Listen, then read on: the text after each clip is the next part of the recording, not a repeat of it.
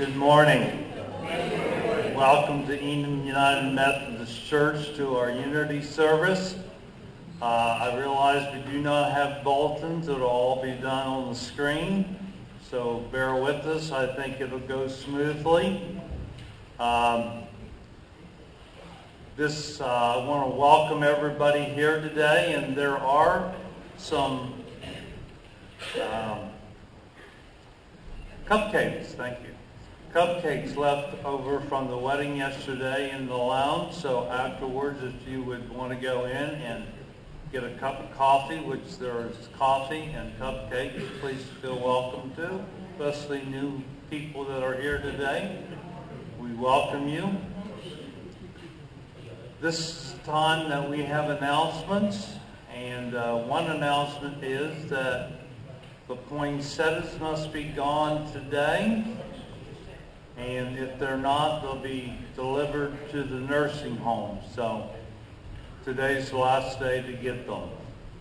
Okay, let's prepare our hearts and our minds ready for service by listening to the prelude from Amy.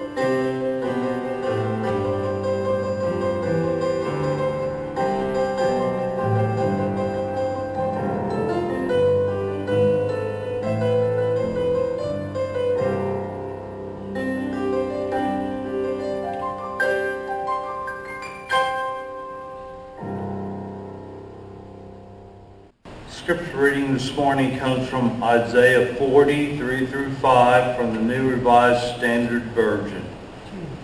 We will read the scripture in unison. A voice cries out in the wilderness, prepare the way of the Lord. Make straight in the desert a highway for our God.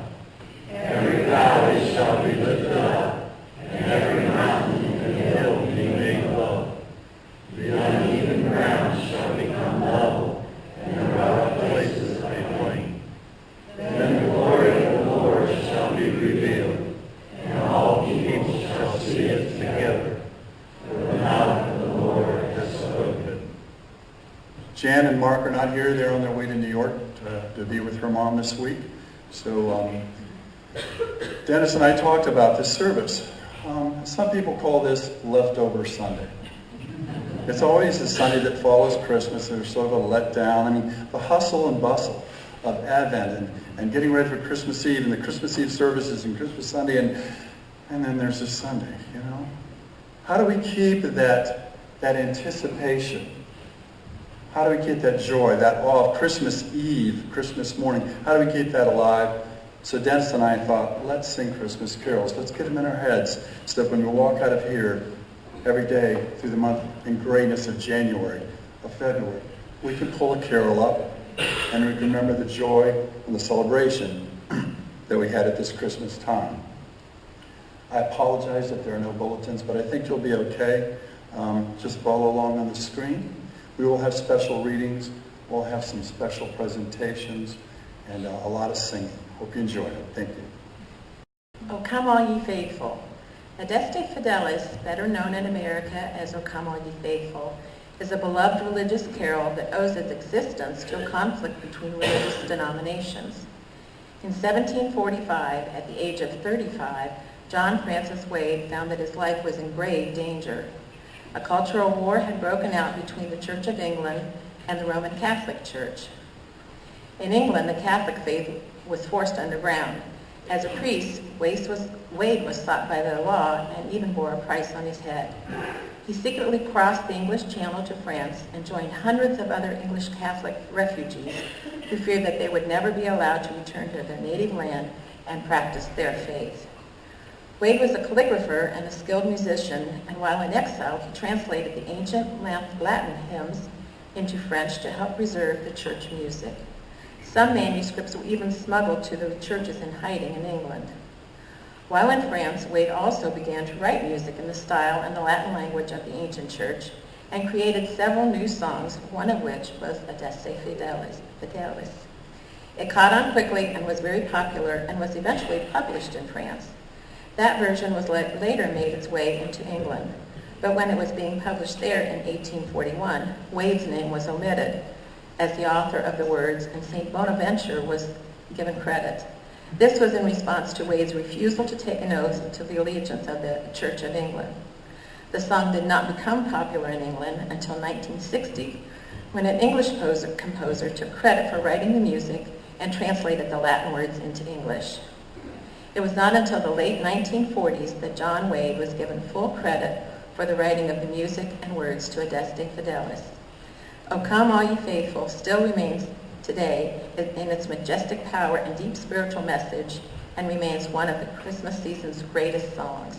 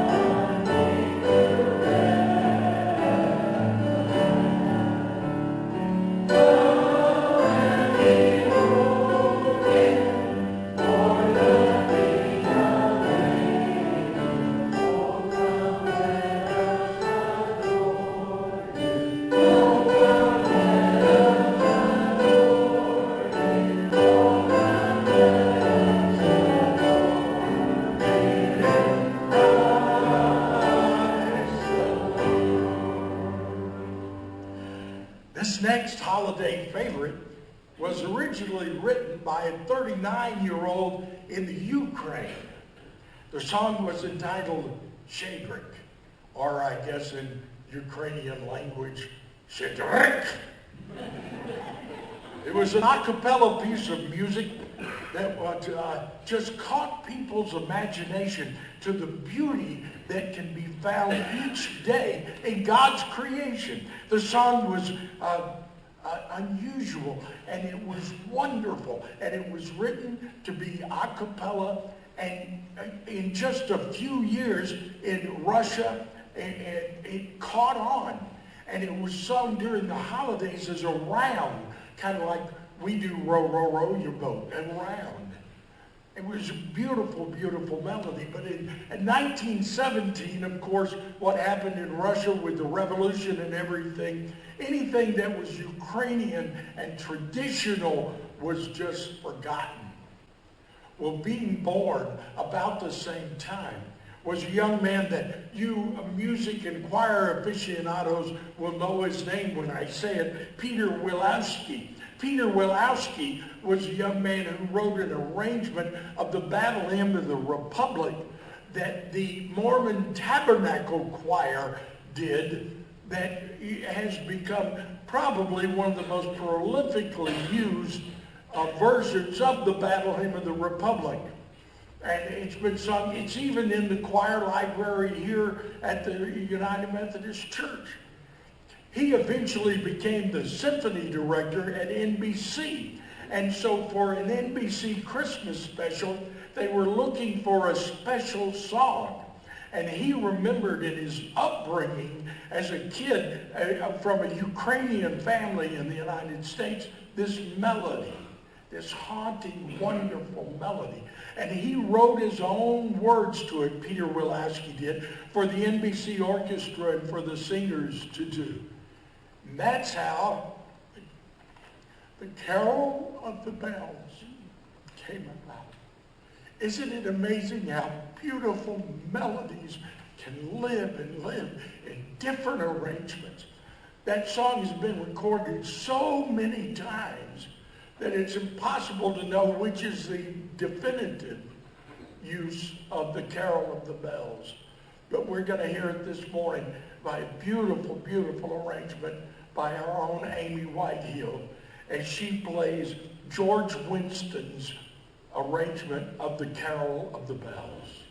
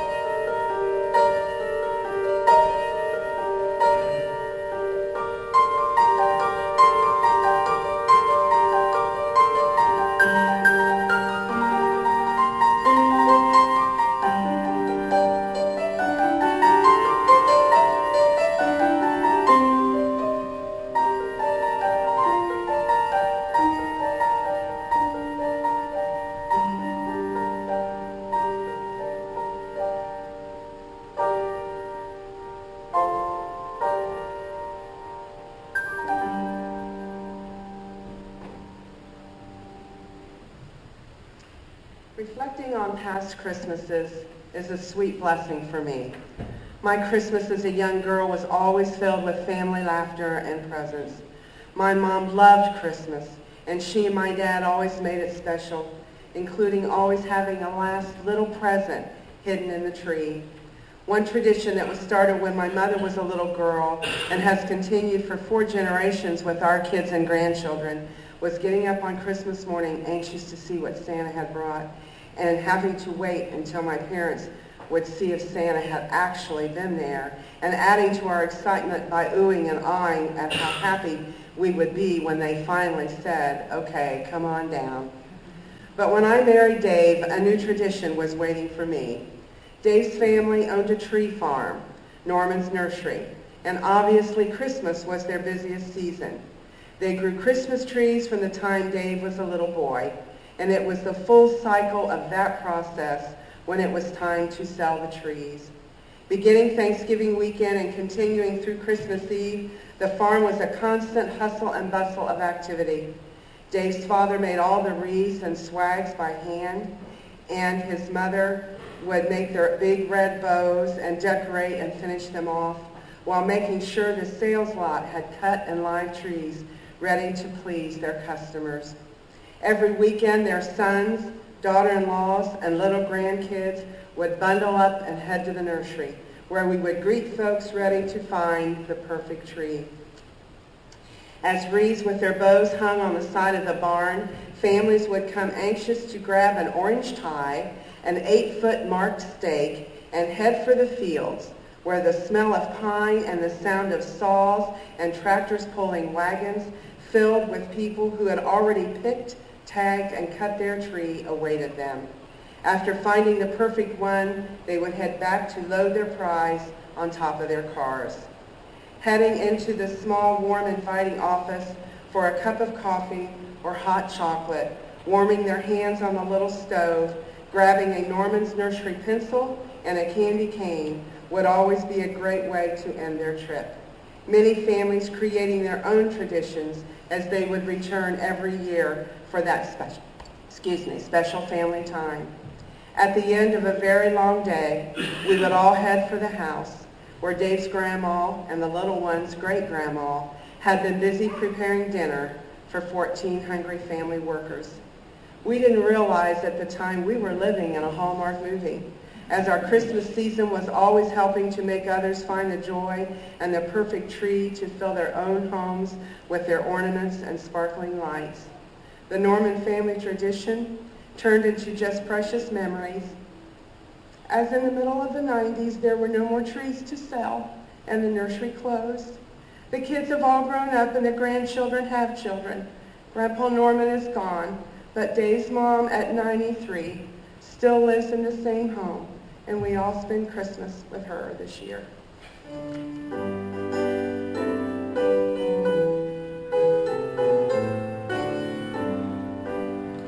I think somewhere in my English ancestry, there was a little bit of Scotch or Irish or Wales.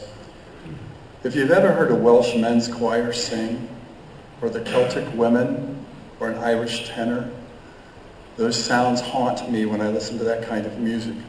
And so I have one of my favorite Christmas carols. It's not a very well known. It's called the Wexford Carol. It's an ancient Irish tune. In about the 12th century, words were put to it in English. But this is one of my favorite Christmas carols, and every time I hear this at Christmas, it puts me in the mood. This is called the Wexford Carol.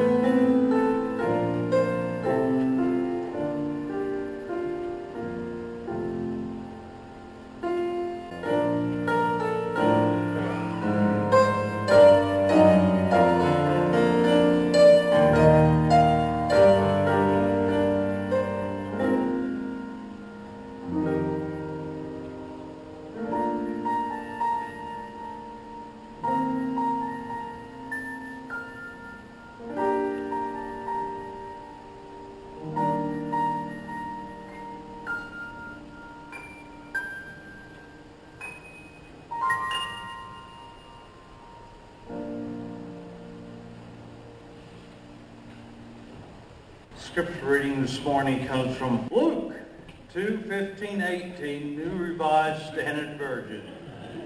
When the angels had left them and gone into the heaven, the shepherds said to one another, "Let us go now to Bethlehem and see this thing that has taken place, which the Lord has made known to us." So they went with haste and found Mary and Joseph and the child lying in the manger. When they saw this, they made known what had been told about this child. And all heard it was amazing what the shepherds told them. Word of God for the people of God. Thank you, God.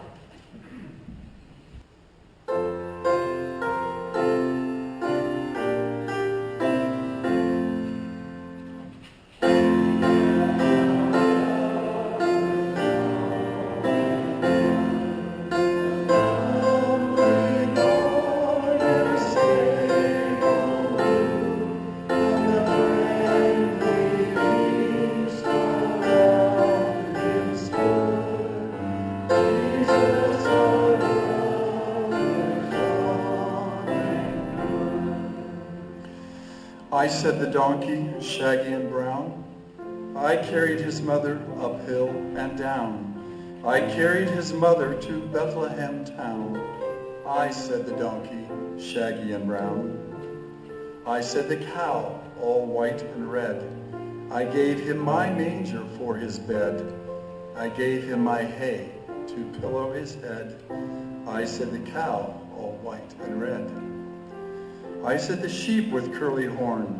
I gave him my wool for his blanket warm. He wore my coat on Christmas morn. I said the sheep with the curly horn. I said the dove from the rafters high. I cooed him to sleep that he should not cry. We cooed him to sleep, my mate and I. I said the dove from the rafters high.